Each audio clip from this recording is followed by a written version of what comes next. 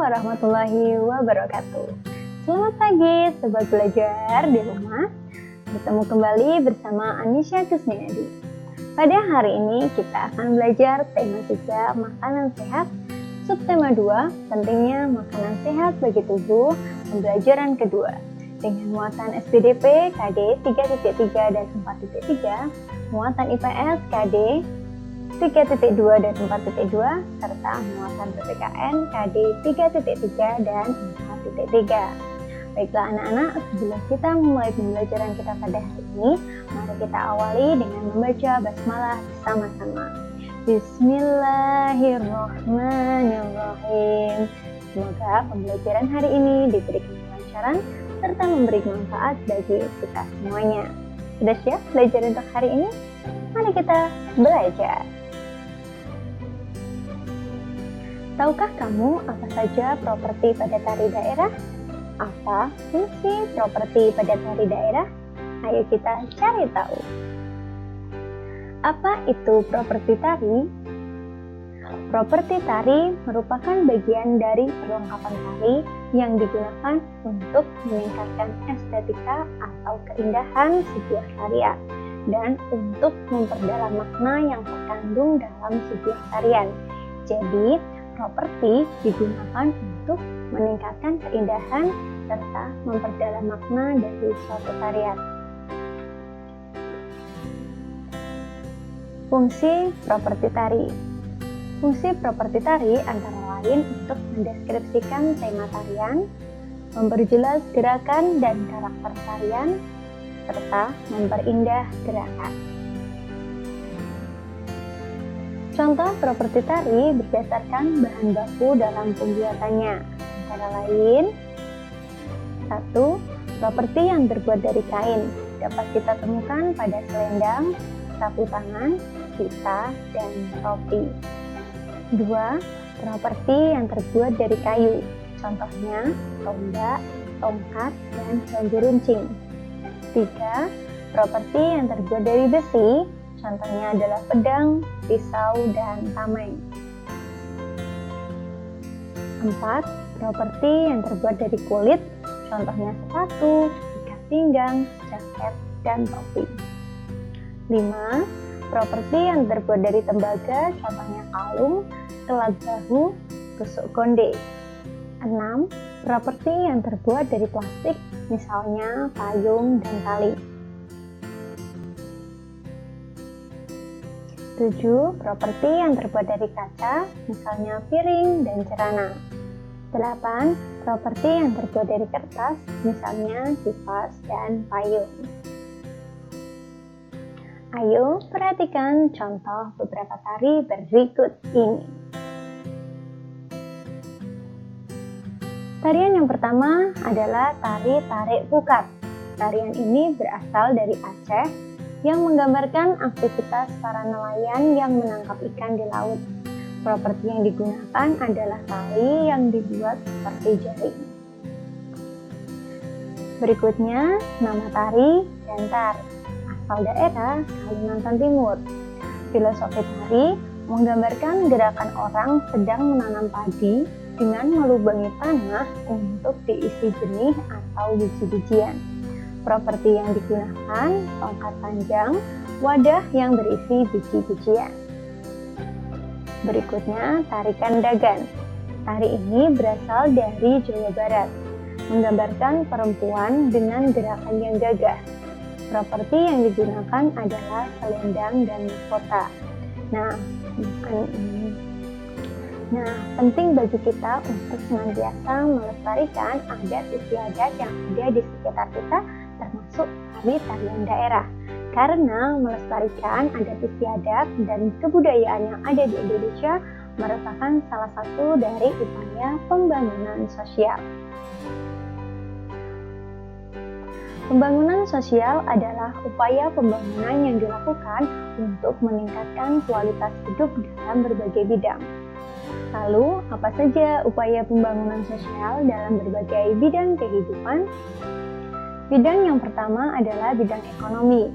di mana dalam melakukan upaya pembangunan ini, masyarakat berinteraksi untuk memenuhi kebutuhan dan mengatasi kelangkaan kebutuhan di wilayahnya. Misalnya, kita yang tinggal di dataran rendah tentu membutuhkan makanan yang lain, seperti sayuran dan buah-buahan, di mana sayur dan buah ini biasanya dihasilkan oleh orang-orang yang tinggal di dataran tinggi. Sehingga untuk memenuhi kebutuhan makan sehari-hari, maka orang yang tinggal di dataran rendah juga membutuhkan bahan makanan yang dihasilkan dari dataran tinggi, begitu juga sebaliknya. 2. Bidang sosial. Dalam upaya pembangunan bidang sosial ini, masyarakat dan pemerintah berinteraksi dan bekerja sama melakukan pembangunan untuk kesejahteraan hidup masyarakat. Pembangunan dilakukan untuk meningkatkan ketersediaan sarana dan prasarana, seperti pembangunan jalan, pembangunan jembatan, pembangunan seperti bandara, dan lain sebagainya. Tujuannya adalah untuk meningkatkan kesejahteraan masyarakat kita. 3. Dalam bidang budaya.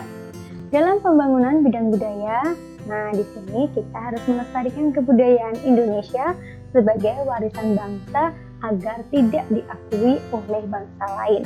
Karena kebudayaan daerah merupakan sumber dari kebudayaan nasional. Bicara tentang kebudayaan, tentu kebudayaan itu tak lepas dari yang namanya adat istiadat. Lalu apa saja ya adat istiadat yang ada di Indonesia? Tahukah kamu apa yang dimaksud adat istiadat? Apa saja adat istiadat yang ada di Indonesia? Mari kita pelajari. Adat istiadat adalah suatu kebiasaan yang tumbuh, berkembang, dan dijunjung tinggi oleh suatu masyarakat secara turun-temurun. Adat istiadat merupakan salah satu keberagaman yang harus kita hormati. Hal ini juga merupakan salah satu upaya untuk menjaga kerukunan sesuai semboyan Bhinneka Tunggal Ika, yang artinya walau berbeda-beda tetapi tetap satu jua. Semboyan Bhinneka Tunggal Ika ini dapat kita temukan pada burung Garuda Pancasila yang merupakan simbol dari negara Indonesia. Setiap daerah memiliki adat istiadat yang berbeda-beda, sehingga dimanapun kita berada, kita harus melaksanakan adat istiadat yang ada pada daerah itu. Hal ini sesuai dengan bunyi peribahasa, di mana bumi dipijak, disitulah langit dijunjung. Beberapa adat istiadat yang ada di Indonesia antara lain upacara Rambu Solo yang diadakan di Tanah Toraja, Sulawesi Selatan, di mana makna atau tujuan dari kegiatan ini adalah untuk mengantarkan jenazah atau orang yang sudah meninggal menuju tempat peristirahatannya dan untuk menggenapi kematian yang dialami oleh seseorang. 2. Upacara Ngaben. Ngaben adalah upacara yang dilaksanakan di daerah Bali. Tujuannya adalah untuk mengembalikan roh leluhur atau orang yang sudah meninggal ke tempat asalnya. 3. Upacara Sekaten. Upacara Sekaten berasal dari Yogyakarta. Tujuannya adalah untuk merayakan hari kelahiran Nabi Muhammad SAW. Lompat batu berasal dari Nias, Sumatera Utara. Tujuannya adalah untuk menentukan kedewasaan seseorang, khususnya kaum laki-laki, membentuk karakter pemuda yang kuat dan tangkas dalam menjalani kehidupan. Baiklah anak-anak, untuk tugas kita pada pembelajaran hari ini adalah sebagai berikut. Kita mulai dari halaman 59 nomor 3, halaman 63 nomor 1, dan halaman 68 nomor 1. Terdapat 3 soal untuk pelajaran hari ini. Selamat belajar! Sampai di sini pembelajaran kita pada hari ini. Semangat belajar terus walaupun di rumah saja. Dan tak lupa masih semangat untuk mengingatkan untuk menjaga kesehatan kalian ya. Pakai masker, mencuci tangan, dan jaga jarak aman kalian. Sampai berjumpa pada pembelajaran esok hari. Kita tutup pertemuan kita hari ini dengan membaca hamdalah bersama-sama. Alhamdulillahirabbil alamin. Semoga apa yang kita pelajari hari ini dapat memberikan manfaat bagi kita semuanya. Terima kasih. Wassalamualaikum warahmatullahi wabarakatuh.